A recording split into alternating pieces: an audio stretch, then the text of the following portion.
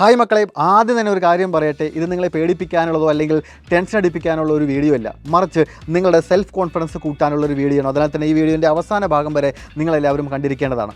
ഈ കഴിഞ്ഞ ദിവസങ്ങൾ കൊണ്ട് മാത്രം നിങ്ങൾക്ക് എല്ലാവർക്കും മനസ്സിലായിട്ടുണ്ടായിരിക്കും, ഞാൻ വിചാരിച്ച കെമിസ്ട്രി ഒന്നും അല്ലല്ലോ ഇപ്പോൾ പഠിച്ചുകൊണ്ടിരിക്കുന്നത്. അതായത് 10ാം ക്ലാസ്സിൽ ഞാൻ കണ്ട കെമിസ്ട്രി ഒന്നും അല്ലല്ലോ ഇപ്പോൾ ഞാൻ കണ്ടുകൊണ്ടിരിക്കുന്നത്. ഇതെങ്ങനെയാണ് ഒന്ന് പാസ്സാവുക? ഒന്നാമത്തെ ചാപ്റ്റർ ഇത്ര ഡിഫിക്കൽട്ട് ആണെങ്കിൽ 2, 3, 4 ചാപ്റ്ററെല്ലാം എത്രത്തോളം ഡിഫിക്കൽട്ട് ആയിരിക്കും എന്നൊക്കെയായിരിക്കും ഇപ്പോൾ നിങ്ങളുടെ മനസ്സിലൂടെ കടന്നു പോകുന്ന കാര്യങ്ങൾ എന്ന് പറയുന്നത്. മക്കൾ, ഈ ഓരോ ചാപ്റ്ററും പഠിക്കുന്നതിന് മുൻപായിട്ട് ഈ ചാപ്റ്ററൊക്കെ എന്താണ് പഠിക്കുന്നത് എന്നതിനെക്കുറിച്ചുള്ള ധാരണ നിങ്ങൾക്ക് എല്ലാവർക്കും ഉണ്ടായിരിക്കണം. ഈ ഒന്നാമത്തെ chapter some basic concept of കെമിസ്ട്രിയിൽ നിങ്ങൾ പഠിക്കുന്നത് 10ാം ക്ലാസ് കഴിഞ്ഞ് +1 വരുന്ന ഏതൊരു സയൻസ് വിദ്യാർത്ഥിയും കെമിസ്ട്രിയിൽ അറിഞ്ഞിരിക്കേണ്ട ബേസിക് ആയിട്ടുള്ള കുറേ കാര്യങ്ങളാണ്, ജനറൽ ടോപ്പിക്സ് ആണ് നമ്മളവിടെ പഠിക്കുന്നത്. പരസ്പര ബന്ധമില്ലാതെ മുഴുവൻ ടോപ്പിക്സ് നമ്മൾ പഠിച്ചു വെക്കണം, എങ്കിൽ മാത്രമേ നമുക്ക് അടുത്ത ചാപ്റ്റേഴ്സ് നല്ലപോലെ മനസ്സിലാവുള്ളൂ. ഇനി രണ്ടാമത്തെ ചാപ്റ്ററോട് കിടക്കുകയാണെങ്കിൽ സ്ട്രക്ചർ ഓഫ് ആറ്റം ആണ്. ഈ സ്ട്രക്ചർ ഓഫ് ആറ്റം വെയിറ്റേജ് കൂടിയ വളരെ ഇമ്പോർട്ടൻ്റ് ആയിട്ടുള്ള +1 കെമിസ്ട്രിയിൽ തന്നെ ഏറ്റവും വലിയൊരു ചാപ്റ്ററാണ്. പക്ഷേ ഇവിടെ പഠിക്കുന്ന ടോപ്പിക്സിൻ്റെ ഭൂരിഭാഗവും ഫിസിക്സുമായി ബന്ധപ്പെട്ടുള്ള ടോപ്പിക്സ് ആണ്.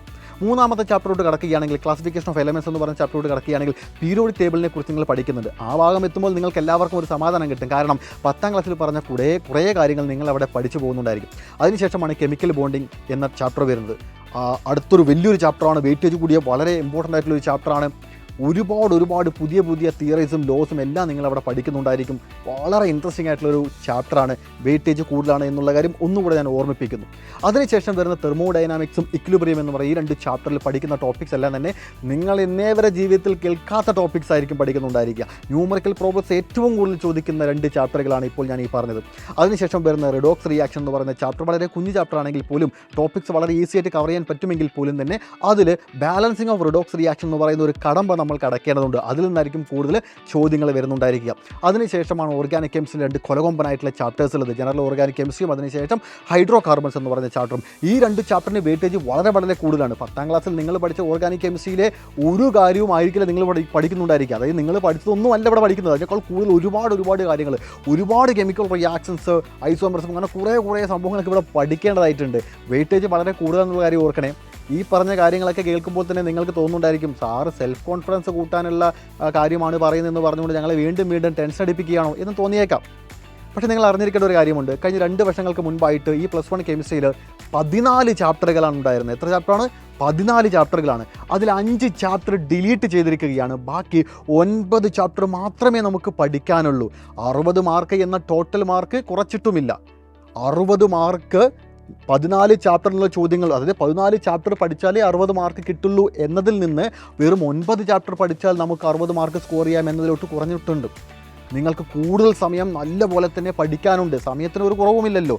9 ചാപ്റ്ററായിട്ട് ചുരുങ്ങുകയും ചെയ്തു. അതിനാൽ തന്നെ ഒരുപാട് സമയമുണ്ട്. +1 കെമിസ്ട്രിയിൽ ഫുൾ മാർക്ക് അടിക്കാനുള്ള സാധ്യത വളരെ കൂടുതലാണ്. പക്ഷേ ക്വസ്റ്റ്യൻ പേപ്പർ പാറ്റേണിൽ ഒരു വ്യത്യാസം വന്നില്ല എങ്കിൽ, എപ്പോഴും ചോദിക്കുന്ന ചോദ്യങ്ങളും ആ ടോപ്പിക്സ് നല്ലപോലെ മനസ്സിലാക്കിയിട്ടുണ്ടെങ്കിൽ പാസ് മാർക്ക് കിട്ടാനുള്ള സാധ്യത വളരെ കൂടുതലാണ്. പക്ഷേ ഫുൾ മാർക്ക് അല്ലെങ്കിൽ A+ എന്നതിലോട്ട് എത്തണമെന്നുണ്ടെങ്കിൽ നമ്മൾ നല്ലപോലെ തന്നെ പഠിച്ചിരിക്കണം. കാരണം 60 മാർക്കിനുള്ള ചോദ്യങ്ങളെല്ലാം വരുന്നത് ഈ 9 ചാപ്റ്ററിൽ നിന്നായ കാരണം ഈ ഓരോ ചാപ്റ്ററും വളരെ ഡീറ്റെയിലായി പഠിച്ച ഒരാൾക്ക് മാത്രമേ A+ അല്ലെങ്കിൽ ഫുൾ മാർക്കിലോട്ട് എത്താൻ സാധിക്കുള്ളൂ. സാർ എങ്ങനെയെങ്കിലും പാസ്സായാൽ മതി സാർ എന്നൊക്കെ ചിന്തിക്കുന്നവരുടെ ശ്രദ്ധയ്ക്കാണ്. പാസ് മാർക്കൊന്നും തന്നെ ഒന്നുമല്ല, വളരെ ഈസി ആയിട്ട് നമുക്ക് A+ഉം ഫുൾ മാർക്കും നേടാവുന്നതാണ്. കഴിഞ്ഞ വർഷം കെമിസ്ട്രിയിൽ ഫുൾ മാർക്ക് നേടിയ വിദ്യാർത്ഥികളുടെ എണ്ണം അനേകമാണ്. ആ ഒരു കോൺഫിഡൻസിലാണ് ഞാൻ പറയുന്നത്.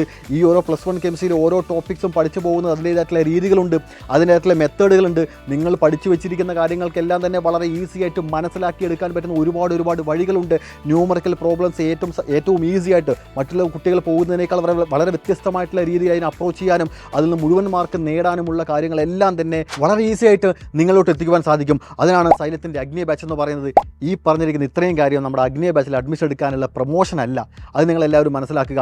ഈ പറഞ്ഞ കാര്യമെല്ലാം നിങ്ങൾക്ക് നല്ലപോലെ ബോധ്യപ്പെട്ടിട്ടുണ്ട് എന്നുണ്ടെങ്കിൽ, ഈ ചാപ്റ്റേഴ്സ് എല്ലാം എനിക്ക് ആദ്യം മുതൽ പഠിച്ചു തുടങ്ങണമെന്ന് നിങ്ങൾക്ക് ആഗ്രഹമുണ്ടെങ്കിൽ മാത്രം അഗ്നി ബാച്ച് 2.0 അഡ്മിഷൻ എടുക്കുക. 995400800800 എന്ന നമ്പറിൽ കോൺടാക്ട് ചെയ്യുക. ആദ്യ ലൈവ് ക്ലാസ് മുതൽ തന്നെ ഇരുന്ന് കണ്ടു മനസ്സിലാക്കി തന്നെ പഠിക്കുക. മുഴുവൻ മാർക്ക് നമുക്ക് ഈ ഒരു +1 കെമിസ്ട്രിയിൽ ഉറപ്പിക്കാനായിട്ട് സാധിക്കും. നിങ്ങൾ ഒരുപക്ഷെ എക്സാമിൻ്റെ ദിവസങ്ങളിലായിരിക്കും ഈ അഗ്നി ബാച്ചിൽ നേരത്തെ തന്നെ ജോയിൻ ചെയ്യാമായിരുന്നു എന്നൊക്കെ തോന്നിപ്പോവുക. അങ്ങനെ തോന്നിയ ഒരുപാട് പേരുണ്ട്. അങ്ങനെ വിചാരിച്ച് പശ്ചാത്തപിക്കാതിരിക്കാൻ വേണ്ടിയിട്ടാണ് ഇപ്പോൾ തന്നെ ഈ കാര്യങ്ങളെല്ലാം പറയുന്നത്. നിങ്ങൾ പിന്നീട് അഡ്മിഷൻ എടുക്കുകയാണെങ്കിൽ പോലും ഫീസ് സ്ട്രക്ചറിലൊന്നും മാറ്റം ഉണ്ടായിരിക്കില്ല. ഇതേ ഫീസ് തന്നെയായിരിക്കും ഉണ്ടായിരിക്കുന്നത്. കൂടെ ഞാൻ കൊടുക്കുന്നുണ്ട്. ഈ ജൂൺ 10-ാം തീയതി ആരംഭിക്കാൻ പോകുന്ന അഗ്നി ബാച്ച് 2.0 നിങ്ങളെല്ലാവരും അഡ്മിഷൻ എടുക്കുകയാണെങ്കിൽ ആദ്യ ലൈവ് ക്ലാസ്സിൽ നിന്ന് നമ്മൾ ഒരുമിച്ച് പഠിക്കാനായിട്ട് പോവുകയാണ്. അപ്പോൾ നമുക്ക് ലൈവ് ക്ലാസ്സിൽ കാണാം. ഓക്കെ.